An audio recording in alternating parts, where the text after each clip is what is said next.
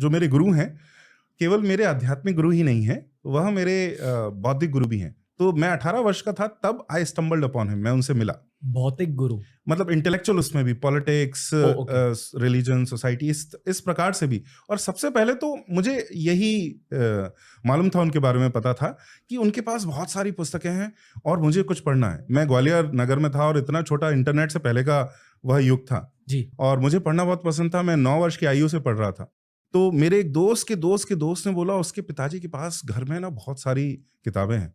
तो मैंने कहा मुझे ले चल वहाँ पे। That's how I stumbled upon my गुरु। इस प्रकार से मैं गुरु के पास पहुँचा।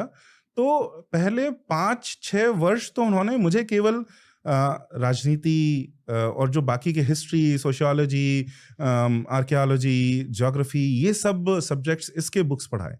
कंपैरेटिव रिलीजन, इस तरह से यह सब उन्होंने पढ़ाया।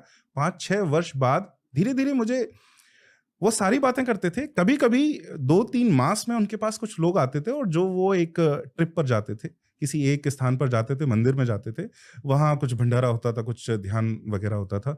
तो मुझे उस समय समझ में आने लगा कि ये कुछ और भी हैं, ये केवल बौद्धिक गुरु नहीं हैं, ये आध्यात्मिक गुरु भी हैं। तो पर मैं चुप रहा, क्योंकि ऐसा कहा जाता है कि आपको दीक्षा तभी मिलती है जब मिलनी होती है। तो मैं बहुत समय तक चुप रहा। 5-6 वर्ष के बाद अचानक एक दिन वो जा रहे थे और मुझसे कह रहे, "तू भी चलेगा?" मैंने कहा, "हाँ।" और तब उन्होंने दीक्षा दी। इस प्रकार से मेरी दीक्षा हुई। हम दीक्षा के बारे में बात करने का अधिकार नहीं है, तो मैं उस प्रक्रिया के बारे में नहीं करूँगा, परंतु 18 वर्ष के बाद 5-6 वर्ष और 7-8 वर्ष और बाद, जब मैं 26 का लगभग था, 12-13 वर्ष पहले, तब दीक्षा हुई। ओके।